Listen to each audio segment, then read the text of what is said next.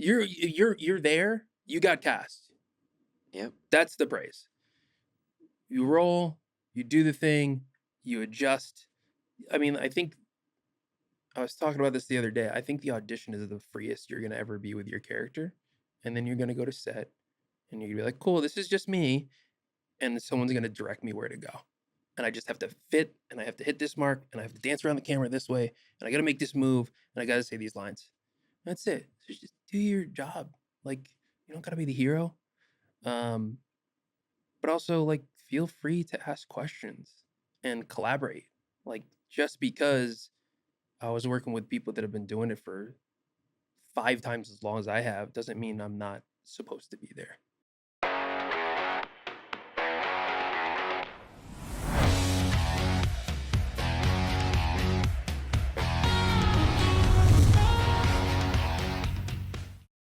Hey, what's up, everybody? Welcome to today's episode of Talent Agent Talk, where we are bringing you educational lessons and real-life stories behind the scenes of TV and film. I'm your host and a talent agent, Jason Lockhart, and today our guest is Mike Kaye. Hello. What's up, Mike? Not much, man.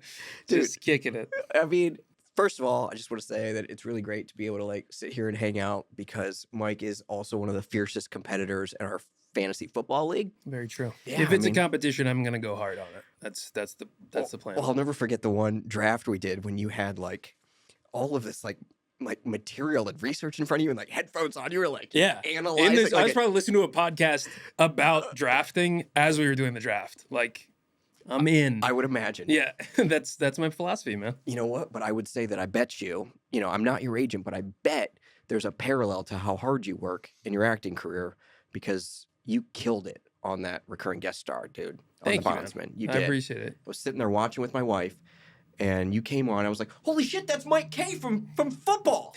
And she was like, "What?" I was like, "That's Mike, who I talk about." Because like, I mean, you're great at fantasy too. So, anyways, compliments, galore. Thanks, man. Just really great work. And like, can you take me back to like that audition and like the origin of this? I mean, I'll touch briefly on kind of like what you said about like my competitive nature. I remember when I got here, I felt like I was very underprepared. So for like the first 2 years that I was here, I was taking classes like 8 to 10 hours a week. 2 out of my like 5 days of the week, I would be in class for the entire day. Like that is how I thought I had to catch up, right? So that I don't think I ever like lost that work ethic about it. I was always like volunteering to tape other people, do extra stuff, do those student films that didn't pay anything, but you were like doing 2 days of overnights, And I think that paid off over time. And like while I was in it, I was like, I don't know if this is ever going to amount to anything, but I think it did end up paying off. And as far as, this particular thing for the Bondsman, it was my first read for it. I'd read for Arvold several times. I want to say like over 50 times. And I feel like they're fans of my work. Dustin is a really vocal fan, and I've talked with Eric as well. They're such actor champions. Yeah. I actually like got reached out to about that role specifically after I'd already taped for it, because Dustin was like, "Hey, I'm just about to go through my stuff, so I didn't know if you had a chance to read for this guy, but if you haven't, I need you to tape for this." I was like, "Yeah, I totally taped for it. Let me know if I could do anything." He hit me back. He said, "Hey, Amazon's like kind of pushing back on a little bit of accents, so just like, can you tape another one for us just in case?" And they ended up liking the first one anyway. I taped it back to back with Tony DeMille. Actually, Tony's like great. taped him. He taped me right afterwards, and I feel really, I like that a lot. I don't know how much like experience a lot of people have with that, where they're just taping each other back to back for the same role, but like I never feel like I'm conflicted with somebody else's choices on a character. Probably because you're bringing yourself to it. Yeah, I think I don't know that I know any other way to do that. I have to see some version of myself in a character that I'm playing, just with like a different, lifeline. So yeah, I just like remember, I think I did 2 takes each scene. I was like, yeah, that felt really fun. I also don't worry about being word perfect, but I think that's probably because I've done 1,000 auditions and I love improv, and like I feel like I'm taking educated risks that way. Turns out when I get to set, they're like, "No, you got to be word perfect. Yeah, this is it Amazon. depends. Don't mess with us." But it was like so cool because it was collaborative enough that I got to suggest lines and it was awesome. But yeah, I think it's because I established that precedent there and off the rip, I got to go to a table read. Like it was an insane You probably turned into opportunity. months of work, right? Wasn't it Yeah, months? yeah. Started actually, it was really cool. My first day was the first day of filming. My last day was the last day of the season. So I Wow. really got like a true bookends Yeah, it's like a of the Schedule F project. job on It's anyway. awesome, man. So, like, what did you learn on set? I mean, like, you were working with some greats. Yeah, I mean, Kevin Bacon is incredible. Is he Like cool? Is he as cool as he seems? yeah, I have to say, man, he's as cool as he seems. He was, I will say, Jolene Purdy was like such a grounding force to me. So we go to this that table read beforehand, right? I feel so out of place. It's Kevin Bacon, it's Damon Harriman, it's Beth Grant, like these people who've been doing it for so long. And I'm like, Jolene, hey, nice to meet you. I'm kind of freaking out. And she's like, hey, you belong here. There's a reason you're here. And I was like, okay, cool. And just ran with it. But it's so intimidating to be in front of a room of like executives that, like, formerly faceless executives who could literally say, yeah, you know what? I didn't like this guy. He's fired. Like on the day. We've had that phone call from a Yeah. table read. It's terrifying. And yeah, I think Damon told me he's seen that happen before. I was like, cool, man. Thanks for that. Thanks for the good news, brother. Right before that, I met with the whole stunt team because if anyone's watched the show, it's on Amazon Prime. I spent a lot of time in the trunk of a car. And so the first thing I did is I shook some people's hands, like the first AD's hands. He was like, hey, we're going to throw you in the trunk and see how it feels for you. I said, okay. So like first things that I did when I met anyone there was go in the trunk. And then we did a table read afterwards. But yeah, I mean, it was such an incredible experience. Like Beth Grant was so sweet. Damon, I'm such a fan of his. If you ever seen that show, Mr. In Between, he's just Yeah. he's an incredible actor, dude. He's so cool. Most of my stuff was with him. And yeah, I think the thing that really brought me some composure or feeling like I belonged was at the end of the table read, we're all grabbing lunch, like the regulars and myself, because again, somehow I just happened to be there in the first episode. Um, I was like, Kevin, you mind if I just geek out with you for a second, dude? And he's like, yeah, go ahead. Like, you see this all the time. I was like, hey, man, I really, really loved you in Super. I thought that was awesome. And he just told me this cool story about him in Super and how he like took over for Jean-Claude Van Damme. And I was like, that's awesome. And that was it. And I was like, cool. Show up to set. What's up, everybody? And let's roll. That's nice you got that out of the way. Yeah. I was like, I can't be doing this while we're rolling. Yeah. But he's super down to earth. Actually, in New York, I was visiting like after my birthday before the premiere, and I was at Sarah Snook's like Dorian Gray show, which was, I can curse. Yeah, you It's fucking incredible. I think it won awards. Like she was so good. She's doing a one woman play of Dorian Gray. It's insane. And I'm in the restroom before the show, and I hear, what the fuck are you doing here, man? Except for having your dick in your hand. And I was like, what? And it was fucking Kevin Bacon, dude. God's honest truth, man. And he's like, what's up, man? What are you doing here? I was like, I don't know, man. I'm just watching a show. He invited me for breakfast. We sat down and just like chilled and grabbed a bite to eat for an hour. And he was just the coolest dude, man. Colleagues. Yeah, it's nuts. You know? I texted him the other day, and he sent me a picture of like this new mini cow that he got. He named it Tater. Wow. Yeah, that was dope. That was a great name. Yeah. Like you only had to hear it once. Mm-hmm. Yeah, every time you came on the screen. I mean, my wife, like, there's Tater. Yep. So Mike from football. Exactly. Yeah, man, it was a blast. Super cool. Is there anything you feel like you learned that you would take with you into the next project? I think just first, if you're doing your job, you're not necessarily going to get praise at the end of every take, right? You're just doing your job. Don't be afraid. Is the paycheck. You're getting paid to do something. 100%. You're there. You got cast. Yep. That's the praise. You roll. You do the thing. You adjust. I mean, I think I was talking about this the other day. I think the audition is the freest you're going to ever be with your character. And then you're going to go to set and you're going to be like, cool, this is just me. And someone's going to direct me where to go. And I just have to fit and I have to hit this mark and I have to dance around the camera this way. And I got to make this move and I got to say these lines. That's it. So just do your job. Like, you don't got to be the hero. but also like feel free to ask questions and collaborate. Like just because I was working with people that have been doing it for 5 times as long as I have doesn't mean I'm not supposed to be there.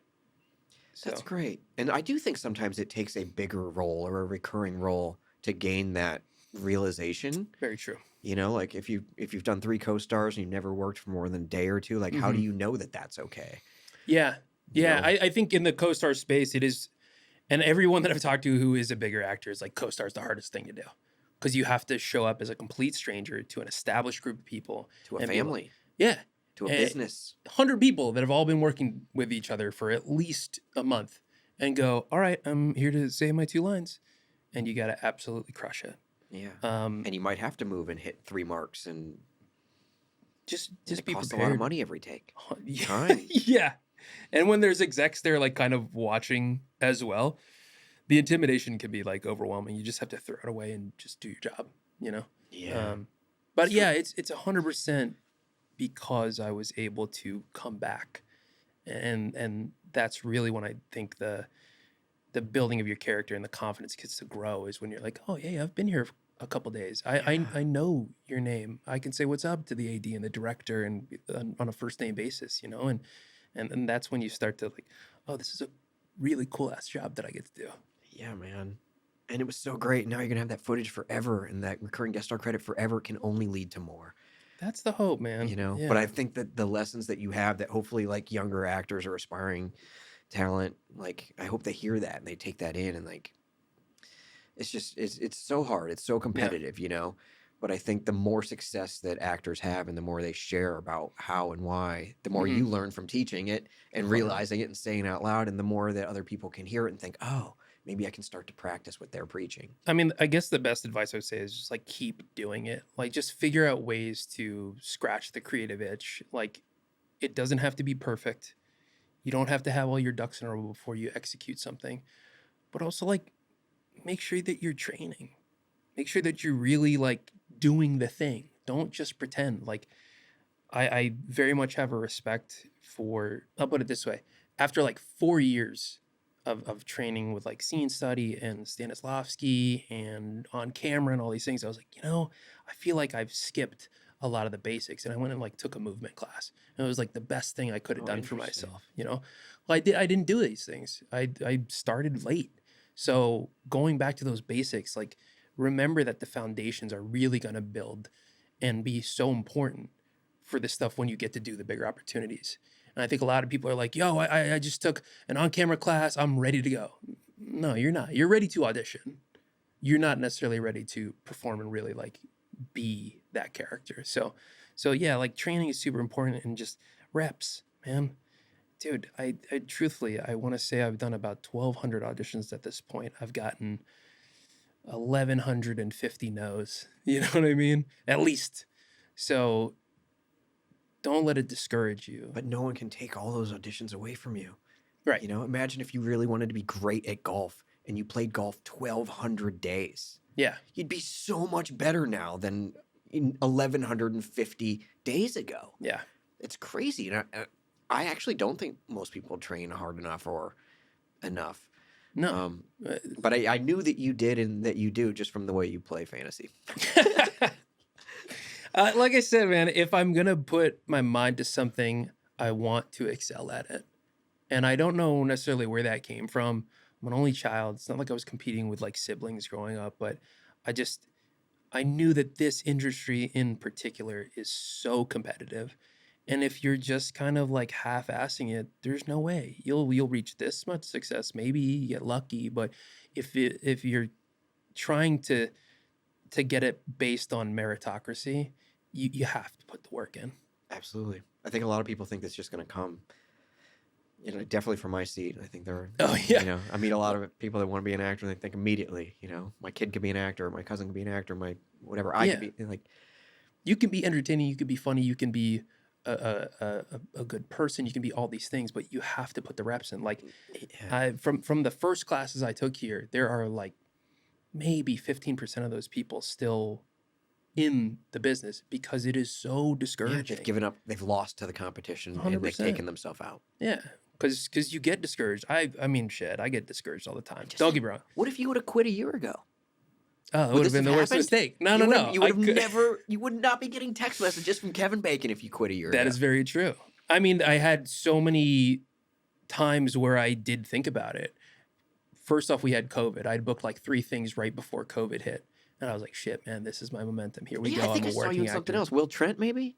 I did like Will Trent, the other black girl, and like some other, co-star. But I worked like 3 weeks in a row on 3 different sets. I was like, yo, your boy's making it, right? So we go into like January 2020. I'd booked something with George Pierre, and I was like, dude, I'm just running rampant over this thing. I'm an confidence, actor. momentum. That role gets canceled. 2 months later, COVID hits.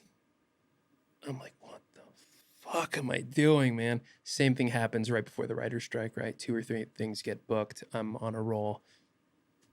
Too bad, not under your control. You have to stick with it. Write. Help other people film. Like, just figure Yeah. something out. And it's so tough to have that and a day job too. But you have to make it a priority. I agree. Dude, awesome having you here. I do have one last question, though, Yeah. because now you've got all this in the footage. We're talking about the future. What's your dream role, man? If you have one. I'd love to be part of like an ensemble comedy. And I don't know if that's going to Like ever a Parks happen. and Rec? Yes. I Yes. see that for you. I love that kind of stuff, man. And unfortunately, I think Atlanta is light when it comes to comedy opportunities, especially there's no writers' rooms here for those types of things. But that is like so what I want to do. I just want to be able to like riff and improv and like have fun with a cast and work together, because I think the togetherness of a show is the most rewarding part of all of it. Yeah, a bunch of artists collaborating. Yeah, man. I hope that happens for you, man. Thanks, dude. And if it doesn't happen on the outside, maybe you'll create it. Who knows? I'm writing stuff. Very cool. Very cool. Yeah. Well, as a thank you for being here, you do win a free car. Oh, So if Hell you yeah. wanna reach in here and grab one. Yeah, See yeah. what you get. Oh, this is it. This is the one. Yes, What'd you get? the Chevy Chevelle, baby. That's pretty sick. That's a good match. I feel like this is pretty close to what I was in the trunk of, so it's a little triggering, but I will hold on to it. Well, I don't think you'll fit in that trunk. No. So I think you're pretty safe. Dude, awesome having you here. Hey. So freaking cool. I can't wait to play, football Fantasy, against couple you. weeks. Yeah, I'm always nervous playing you because I just know that. I know that you know your shit. I got my draft strategy already ready. We'll watch some games. We'll have a good time Yeah, this man. fall. Sounds good. Thank you. Thank you to our audience for tuning in. Thank you to Jesse Malinowski and Get Seen for producing our show. And if you would like to be a guest on our show because you got your own cool booking story or lesson, pitch it right to us. It's talentagenttalk@gmail.com. Again, that's talentagenttalk@gmail.com. Thank you so much, Mike. Thank you. Thanks, guys.